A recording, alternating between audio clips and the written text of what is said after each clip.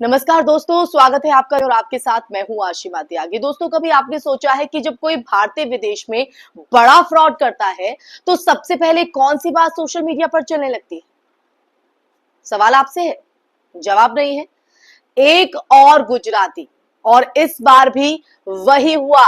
America में 4,300 करोड़ का fraud करने वाले भारतीय मूल के इस शख्स की कहानी फिर से उस कड़वी सच्चाई को सामने लाती है कि कैसे भारत की बिजनेस एथिक्स की छवि अब दुनिया में संदेह के घेरे में है।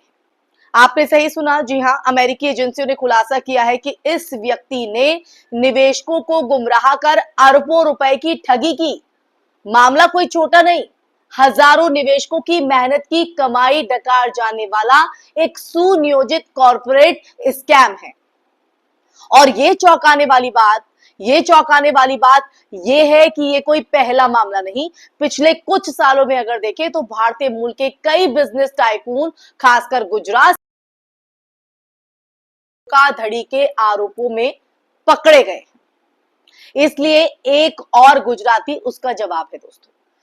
चाहे वो नीरव मोदी हो, मेहुल चोकसी, विजय माल्या या अब ये नया नाम। अब सवाल उठता है कि आखिर ऐसा क्यों हो रहा है? क्यों इस तरह की चीजें सामने आ रही हैं? क्या ये संयोग है कि ऐसे स्कैम करने वाले ज्यादातर लोग एक ही बिजनेस कल्चर से निकलते हैं? ये संयोग है, या फिर ये उस माहौल की देन है जहां लालच को स्मार्टनेस और धोखाधड़ी को सफलता समझा जाता है? ये दोनों सवाल आज के बेहद महत्वपूर्ण है दोस्तों। और ये सवाल किस लिए है, ये आप समझ गए होंगे। अमेरिका में हुआ ये 4300 करोड़ का फ्रॉड निवेश की दुनिया के सबसे बड़े स्कैम में से एक बताया जा रहा है, इसलिए इस पर चर्चा हो रही है। रिपोर्ट्स की माने तो रिपोर्ट्स के मुताबिक आरोपी ने कई कंपनियों के फर्जी अकाउंट बनाए, निवेशकों को झूठे मुनाफे का लालच दिया और फिर फंड्स को अपनी निजी संपत्ति, आलीशान घरों और लग्जरी लाइफस्टाइल में झोंक दिया। अमेरिकी अदालत ने अब इस पर सख्त कार्रवाई शुरू कर दी है दोस्तों। लेकिन असली सवाल जो है वो भारत के लिए है। वो क्यों? दरअसल क्या हम अब उस मुकाम पर पहुंच चुके हैं जहां भारतीय मूल शब्द गर्व के बजाय संदेह का कारण बनने लगा है? कभी दुनिया में इंडियन ब्रेन का मतलब था ईमानदारी, मेहनत और भरोसा। लेकिन अब बार बार होने वाले इन घोटालों ने ये छवि धुंधली कर दी है दोस्तों। और हैरानी तो इस बात को लेकर है कि भारत के भीतर ऐसे लोगों के खिलाफ नैतिक या सामाजिक विरोध लगभग ना के बराबर होता है। जब नीरव मोदी भागा तो कुछ लोगों ने कहा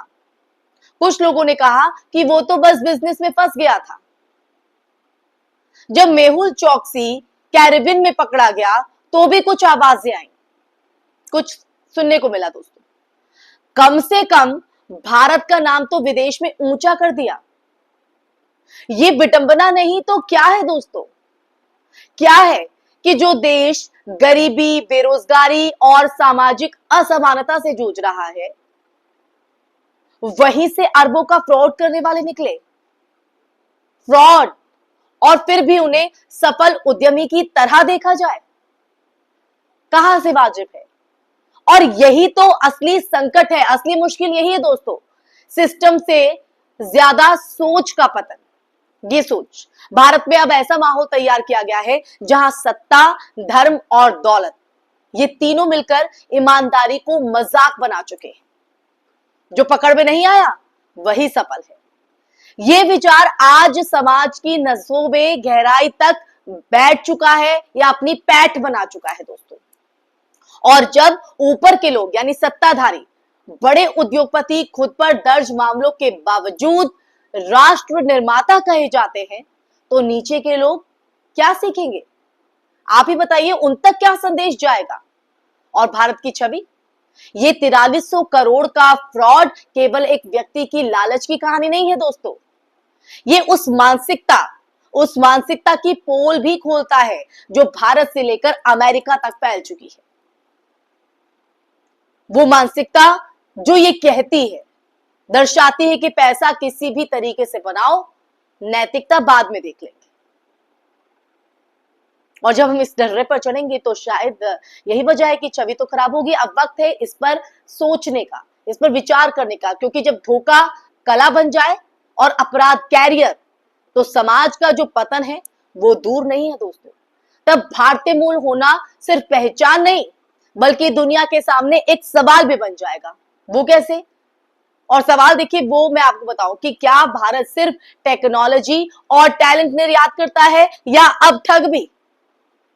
ये वो तमाम सवाल हैं जो इस वक्त हर किसी के जहन में घूम रहे हैं। इस कहानी का अंत शायद अमेरिका की किसी जेल में होगा, लेकिन शुरुआत भारत के उस सिस्टम से हुई थी दोस्तों, जहां नैतिकता को बेचकर सफलता खरीदी जाती है। जी हां, सफलता।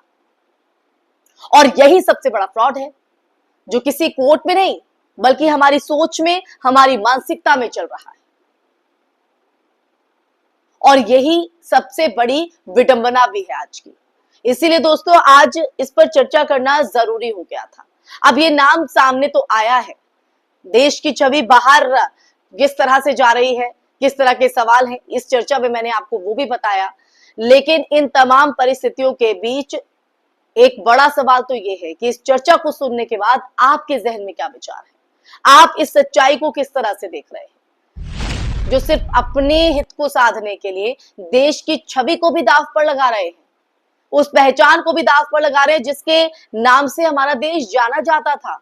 ऐसे फ्रॉड के खिलाफ कार्रवाई क्यों नहीं होती? ये तमाम सवालों के साथ आज की चर्चा में फिलहाल के लिए बस इतना ही। ये चर्चा आपको कैसी लगी, कमेंट बॉक्स में कमेंट करके बताइएगा दोस्तों, क्योंकि आपकी राय, आपके विचार, आपकी सोच हमारे लिए बेहद महत्वपूर्ण है, न सिर्फ हमारे लिए बल्कि देश हित के लिए भी। तो दोस्तों कमेंट बॉक्स में कमेंट करके अपनी राय जरूर साझा कीजिएगा। साथ ही इस चर्चा को, इस वीडियो को ज्यादा से ज्यादा शेयर भी कीजिएगा कि हर कोई इस सच्चाई से वाकिफ हो सके कि आखिर देश में चल क्या रहा है, देश की छवि किस तरह से बाहर जा रही है, किस तरह से धूमिल करने का काम हो रहा है। ये सच्चाई हर किसी के पास पहुंचनी चाहिए, कोई इस सच्चाई से महरूम नहीं रहना चाहिए। और फिर हाजिर होंगी ऐसे ही सच के संवाद को लेकर आपके साथ, आपकी चर्चा लेकर। तब तक के लिए अपना ख्याल रखिए। जय हिंद, जय भारत, नमस्कार।